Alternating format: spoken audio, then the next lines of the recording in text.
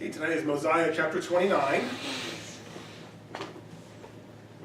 Now when Mosiah had done this, he sent out throughout all the land, among all the people, desiring to know their will concerning who should be their king.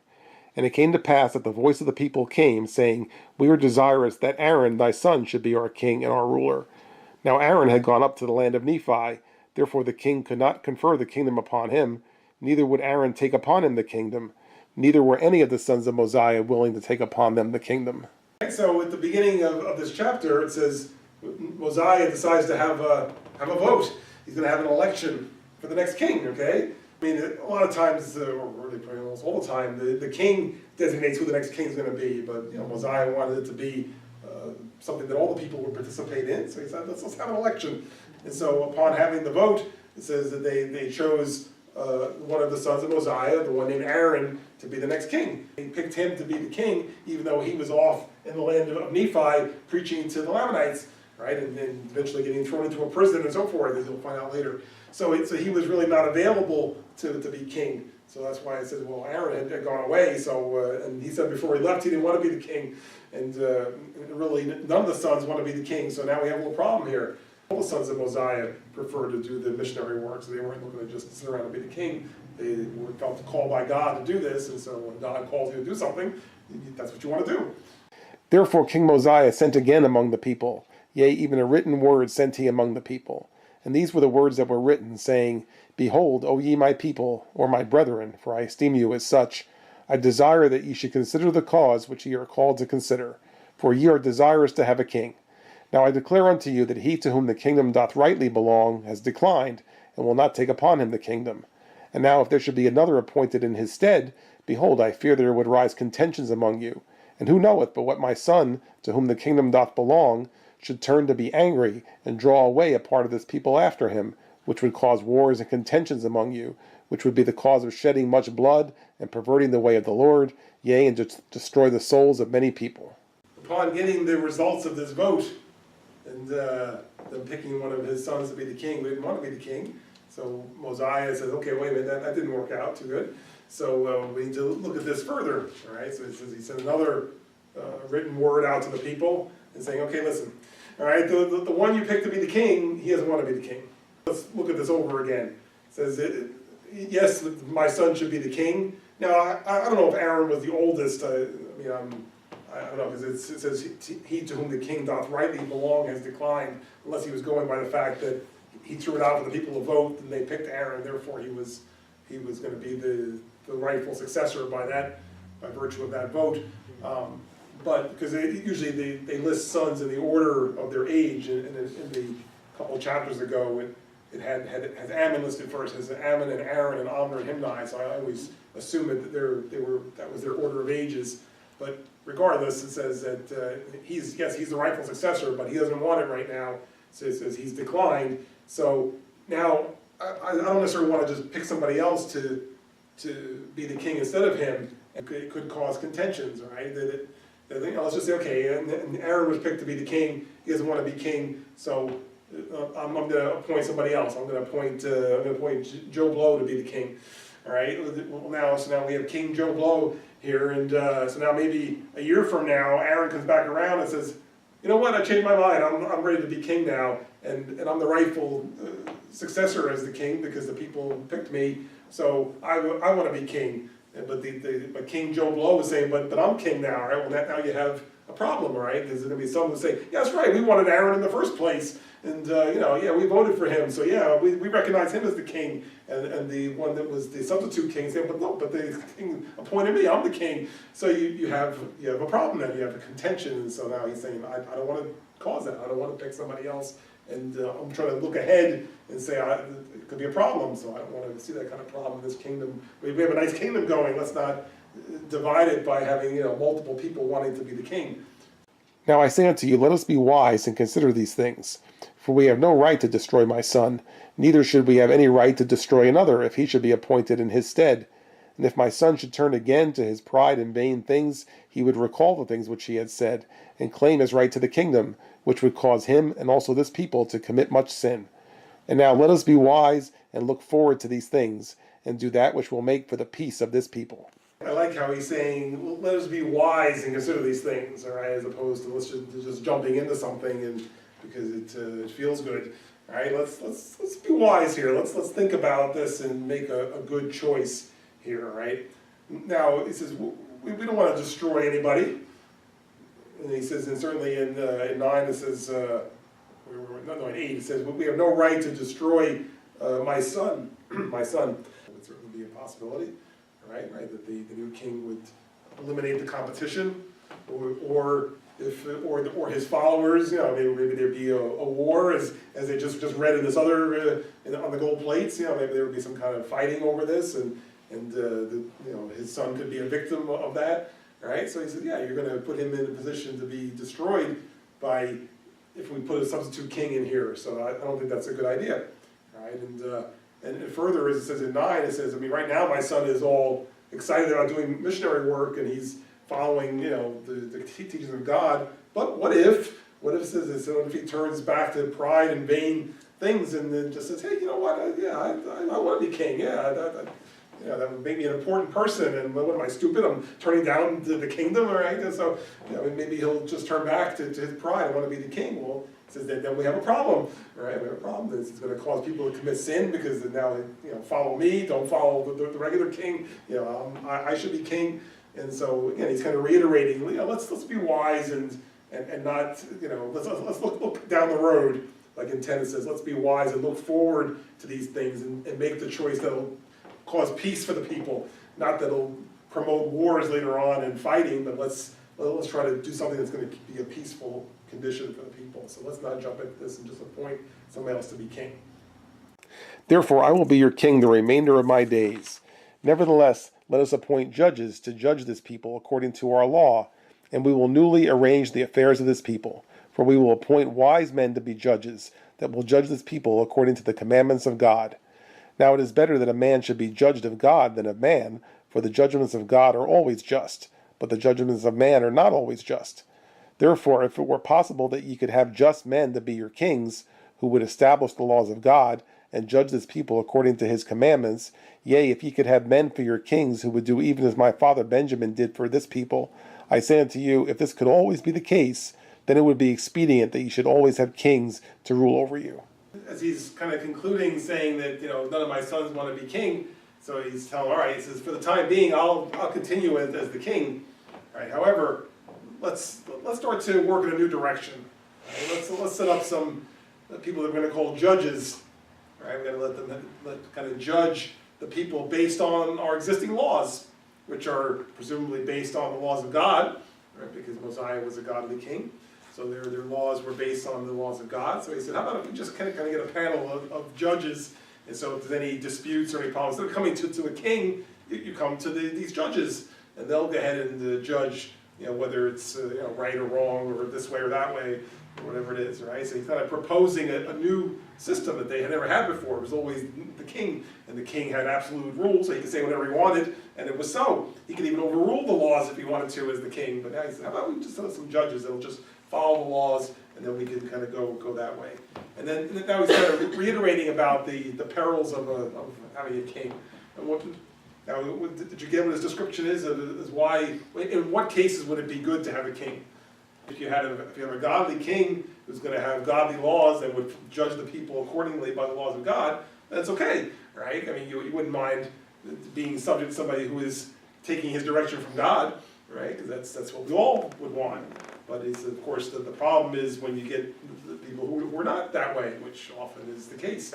Right? You get those who just are about themselves and what I want, and so then you don't get godly laws, and you just get manly laws, and so then it's more of a problem. So that's why he's saying in 12 and 13, he says it's better to be judged by God than man, and if you could always have somebody who would follow the laws of God, then you'd be okay with a king, but we know that that's not always the case. And I'm trying to propose this idea of judges, that if you use judges, you don't have to worry about if your king is godly or not, because you're not going to have a king. So that's what he's trying to propose. And it's perhaps a good time to think about it, because none of his sons want to be king anyway. It's a better time to say you want to have a king, but you don't have a likely candidate to be king.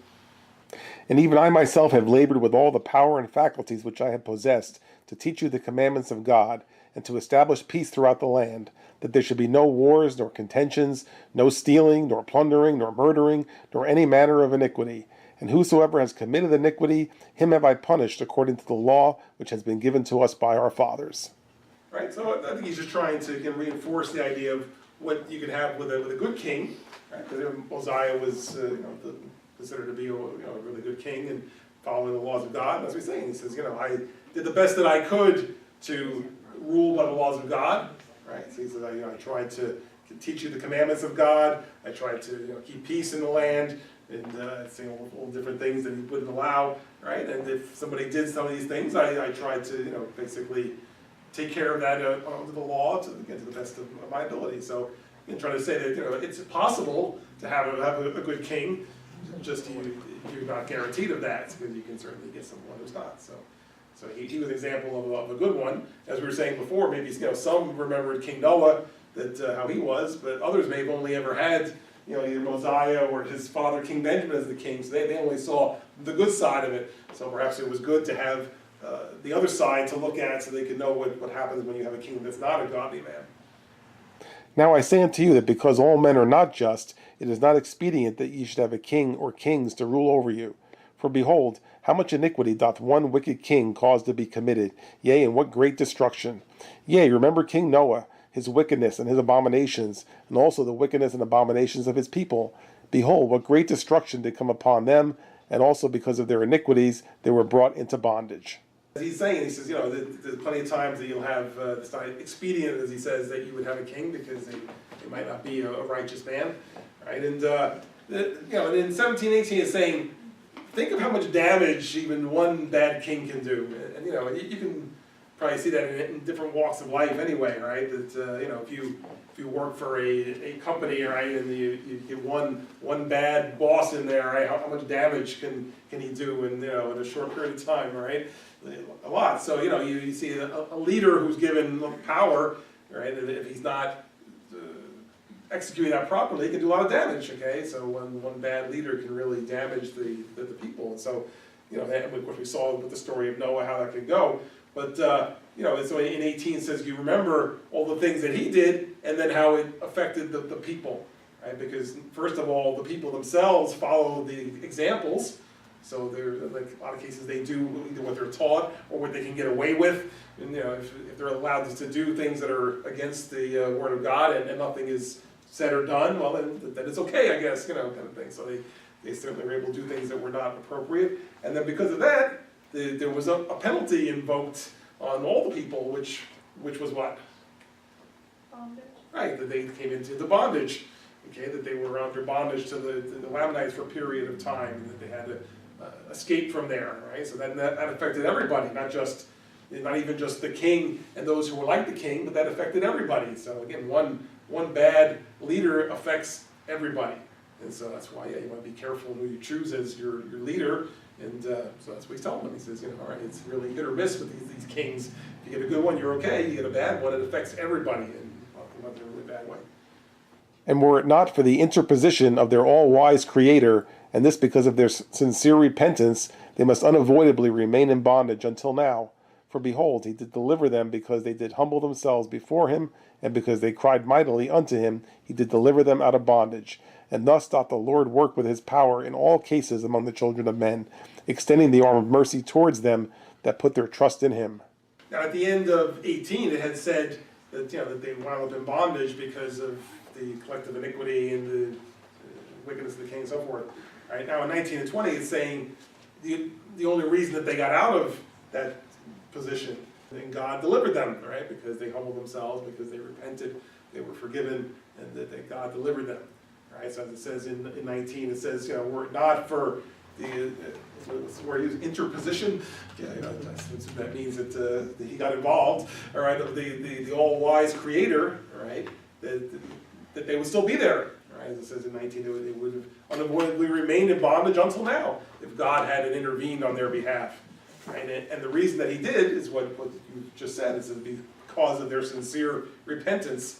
So that, they went down the wrong road, they followed the wrong leader, they had the wrong leader, and so they wound up in trouble. But because of their repentance, God rescued them from that. Notice it uses the word sincere repentance, right? So not just a random repentance, but sincere repentance, and that's what was required to move the arm of God, right? So as it says in 19, because they humbled themselves and cried mightily, so then God came to their rescue and gave them the arm of mercy to deliver them. And behold, now I say unto you, ye cannot dethrone an iniquitous king, save it be through much contention and the shedding of much blood. For behold, he has his friends in iniquity, and he keepeth his guards about him, and he teareth up the laws of those who have reigned in righteousness before him, and he trampleth under his feet the commandments of God. And he enacteth laws, and sendeth them forth among his people, yea, laws after the manner of his own wickedness. And whosoever doth not obey his laws, he causeth to be destroyed. And whosoever doth rebel against him, he will send his armies against them to war, and if he can, he will destroy them. And thus an unrighteous king doth pervert the ways of all righteousness. I like the logic involved here, right? It says that, lest you just say, well, let's give this guy a try and see how he does, right? And maybe he's not exactly what we're looking for, but maybe he's got a little few problems. Let's give him a try and see if he works out. Right?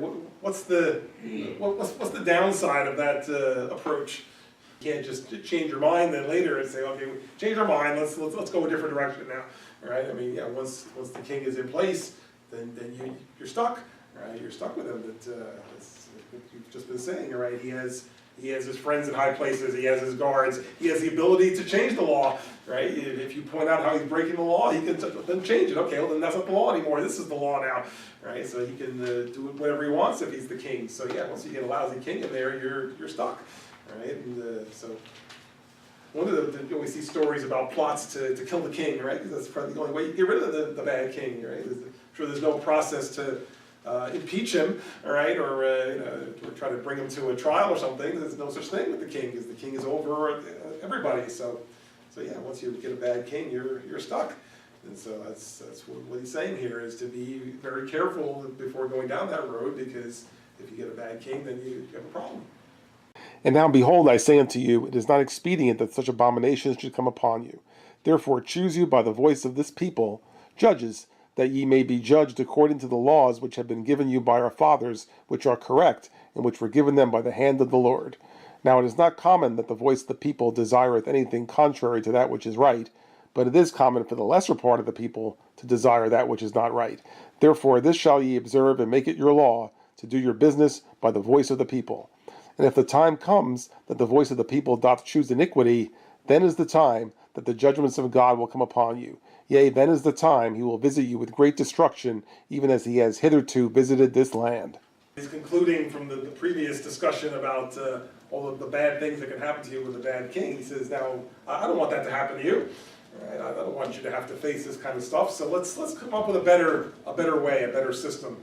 Right? And so now he's kind of getting back to the point of his proposal here in 25. It says choose some judges for yourself, and it says choose by the voice of the people. You have an election, and you pick judges to rule over you, okay, and to execute the laws. And this is the laws given by our fathers, which are correct, right? The ones that have been passed down, the ones that came from the teachings of God, the ones that were based on the writings on like the brass plates and other plates that we've talked about before, right? These were the laws that they were under historically, and so it says elect some judges that'll work based on those laws, right?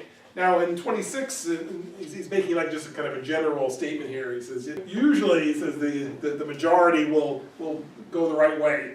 So he says, usually you can depend on that, he's saying, right? See in 26, he says, it's not common that the voice of the people would desire something contrary to that which is right. So he says, normally the majority will land on the right side. So that's why he's saying that's a good way of deciding. It's a good way of voting for your judges. But usually the majority will pick the one that's really the better choice. So it's a good way to decide these things, right? So he's saying, I want you to decide everything based on voting now, and based on the majority, because a lot more times than not, you'll get the right answer from that. Now, however, in 27 it says, if the time comes that the voice of the people chooses iniquity, right? In other words, the time comes when the majority really wants what's wrong and what's against the laws of God, then at that time, then the judgments of God will come upon you, right? That's the time he'll visit you with great destruction. we're gonna go on the premise that the majority is gonna pick the right way, most of the time, but yeah, if it ever gets to the point where the majority wants what's evil and bad, then you really we're no longer God's people, so then God's not gonna be pleased with that. And now if ye have judges, and they do not judge you according to the law which has been given, ye can cause that they may be judged of a higher judge. If your higher judges do not judge righteous judgments, ye shall cause that a small number of your lower judges should be gathered together, and they shall judge your higher judges, according to the voice of the people. What you have here is a kind of a thought-out proposal, right? And really it would, be, not exactly the same, but kind of similar to the way, say, maybe our Constitution might have been written, let's just say, right? Where you're having some checks and balances here between the different types of judges and an appeal process, right? You see all that in what's written here, okay? It says in 28, it says, if you have judges and they don't judge you according to the law, in other words, you disagree with the way they've judged you, you appeal to a higher judge. Okay, we're going to have a higher judge that you can appeal to. Now, what happens if the higher judge doesn't do what's right? You kind of convene a group of lower judges to kind of review what the higher judge did, right? So they try to set that up a way that everybody is accountable to the law. Everybody has to follow the rules and follow the law and try to do what's right. So there's no absolute king type person in this, because if you have the lower judges and the higher judge, well, the higher judge could be like the king, right? What he says goes. But he's saying that that's not going to work that way. We want it to be a nice system where the voices of the people have input, and we have a system that's just trying to use the laws we have, not to take control over the people like a king. Right? So it's a pretty well thought out proposal, I think. I'm sure whatever was written out is more extensive than these couple verses, but you see the whole system of appeals and checks and balances and so forth. So he really was putting a lot of thought into this. And I command you to do these things in the fear of the Lord, and I command you to do these things, and that ye have no king, that if these people commit sins and iniquities, they shall be answered upon their own heads. For behold, I say unto you, the sins of many people have been caused by the iniquities of their kings. Therefore their iniquities are answered upon the heads of their kings. And now I desire that this inequality should be no more in this land, especially among this my people.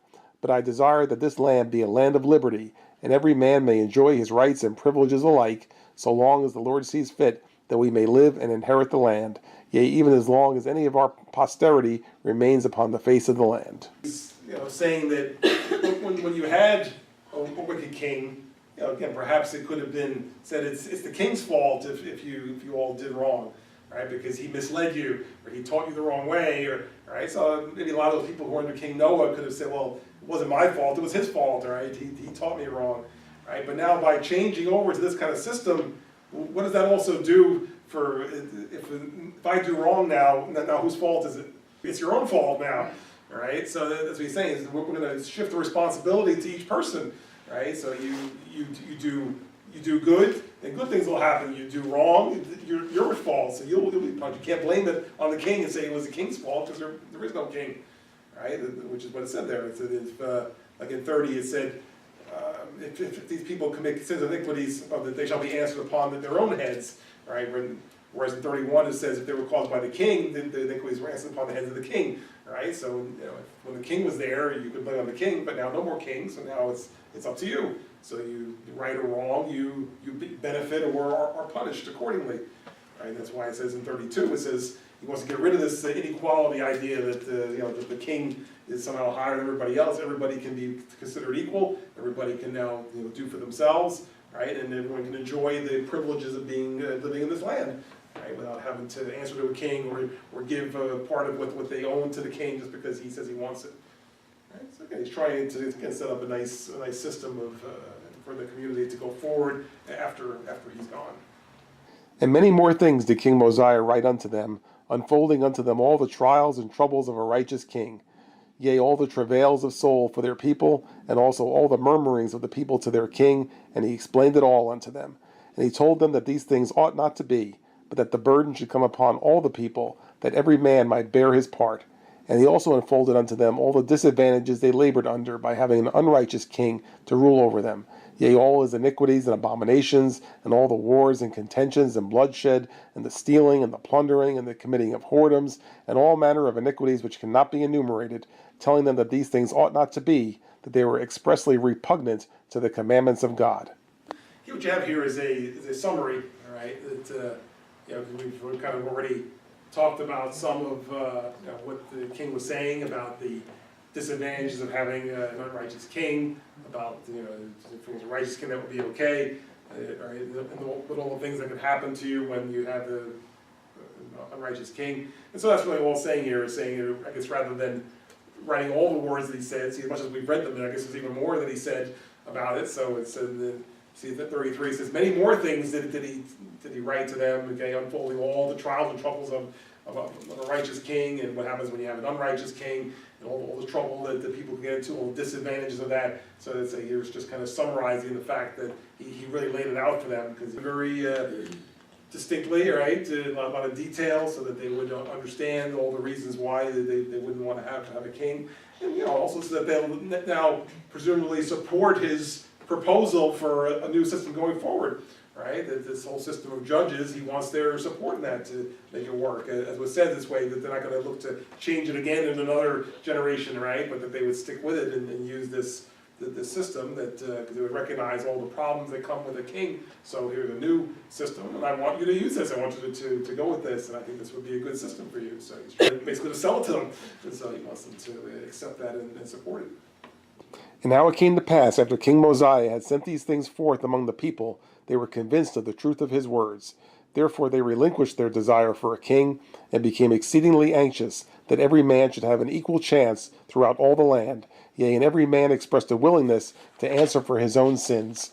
Therefore it came to pass that they assembled themselves together in bodies throughout the land, to cast in their voices concerning who should be their judges, to judge them according to the law which had been given them, and they were exceedingly rejoiced because of the liberty which had been granted unto them. As we said, that Mosiah was now putting forth his proposal, all right. And by the way, how was that proposal getting out to the people? I think he was basically putting it in writing, right? Whatever how the writing was, and then as you were describing, they passed it on, right? And so they shared it out to the people. And I'm sure it wasn't easy to make lots of copies of things then, right? They had to write each one individually. So yeah, I'm sure they were sharing maybe a few copies of it, or maybe it was just one copy. I don't know, but he was writing it down though, so it wasn't necessarily just a speech, but it was something that was passed among the people for their acceptance or not. So he was looking for the people to accept what he had proposed, as we said before. That's why he was making such a strong case for this, because he wanted them to accept it. And so now in 37 it says, after the king had sent these things forth among the people, so that's the sending forth of the writing, that they were convinced of the truth of his words. So they accepted what he had to say. They said, yeah, you're right. Whereas before they were perhaps enthused about one of his sons being the king. Says they, all right, when they were going to pull back on that now, as it says in 38, says they relinquished their desire for a king and said, yeah, let's give this a shot. All right, this sounds like a good system, like a better system. Right, and so they're saying that we see the benefits. Now we can be responsible for ourselves. We can have some freedom here, not be under a king, and have a different kind of a system of laws and checks and balances and judges and so forth. All right, so they were a little more excited about that. So now in 39 it says now they started to put it into play. Right, it says they had an election. It says they gathered themselves together. They casted their voices. It means they casted votes as to who should be the judges. And so now they went ahead and picked the judges as the king had decided. So they're setting it up exactly like the king laid it out. And they did wax strong in love towards Mosiah. Yea, they did esteem him more than any other man, for they did not look upon him as a tyrant who was seeking for gain, yea, for that lucre which doth corrupt the soul. For he had not exacted riches of them, neither had he delighted in the shedding of blood, but he had established peace in the land, and he had granted unto his people that they should be delivered from all manner of bondage. Therefore they did esteem him, yea, exceedingly beyond measure. And it came to pass that they did appoint judges to rule over them, or to judge them according to the law, and this they did throughout all the land. In 40, it's just kind of summarizing the way the people felt about what was going to be their last king, right? King Mosiah. That he was very highly respected, and you can see why. I mean, first of all, he was a godly man throughout his life.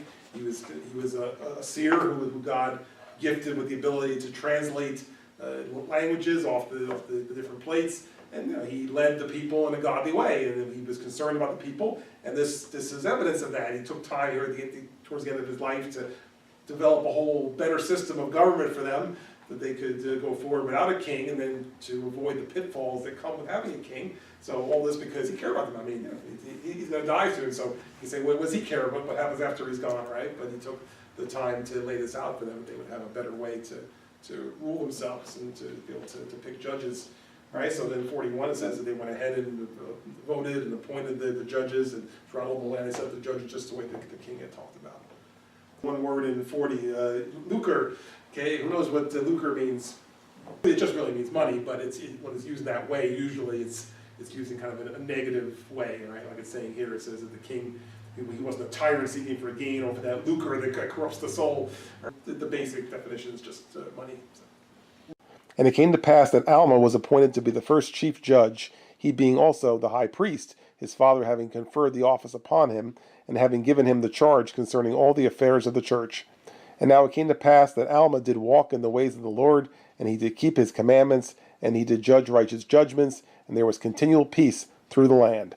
And thus commenced the reign of the judges throughout all the land of Zarahemla, among all people who were called the Nephites, and Alma was the first and chief judge. In setting up the system, I guess the way it was laid out is they needed somebody to be what they were referred to as the chief judge, right? So as it says there, Alma was the choice of the people to be the first chief judge.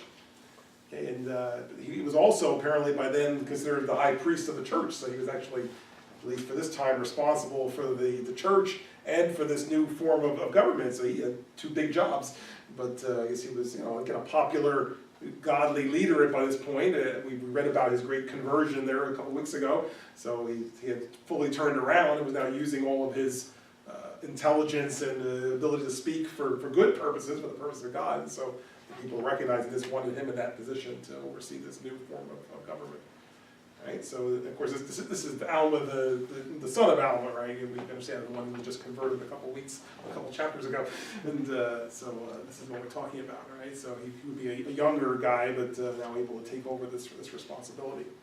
43 says Alma walked in the ways of the Lord, kept his commandments, so that's why he was the choice, right? And in 44 it's saying that thus commenced the reign of the judges throughout the land of Zarahemla, right? And this particular phrase, I just kind of highlight that for a second, because as we go forward with the reading, when it starts to reckon the time, it sometimes reckons it from when the reign of the judges started, right? Like, because right now we're at a certain year point in the story, and so, like, when 10 years pass, and say, and then in the 10th year of the reign of the judges, this happened, and so forth. So that's why this was like a marking point for them to reckon time when they kicked off the king system and went on to the judges system. So that's what it means by the reign of the judges, that when this new way of government started.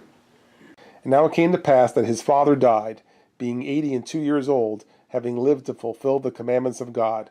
And it came to pass that Mosiah died also in the 33rd year of his reign, being 63 years old, making in the whole 509 years from the time Lehi left Jerusalem. And thus ended the reign of the kings over the people of Nephi, and thus ended the days of Alma, who was the founder of their church. It was really, kind of an end of an era kind of thing, right? That whereas Mosiah had been the king and Alma had started the church, right? So they both kind of died around the same time, apparently, right? Alma was a little older; he was 82, and Mosiah was only 63 years old, right? So he was 63 years old, had been king for 33 years. And so they both died around the same time. So really it was a good time for a transition. So this way they were able to start the new system of judges. The younger Alma was in charge actually of both. And the four sons of Mosiah are out doing missionary work. So let's say it's just a new time for the people at that time. So they kind of out with the old, in with the new. Right? So thus ended the reign of the kings over the people of Nephi, right? And so they were able to start the new form of government called the reign of the judges. Okay, then the last point I'll make here is just from a timing perspective, right, which is how we come up with some of the years. Does anybody remember from past reading when Lehi had left Jerusalem, which would be at the beginning of the book? 600 BC. Right, okay, that's what you use. 600 BC is when Lehi left Jerusalem, right, because it says that a couple different places in the book. So he left Jerusalem 600 BC, so therefore now when you see it says in 46, it says 509 years had passed now from when Lehi left Jerusalem. So therefore, it's what year now? 91 BC. Right, it would be 91 BC, right? 600 minus 509 makes 91 BC, right? And so happily, when you look at the top of the page, it says 91 BC.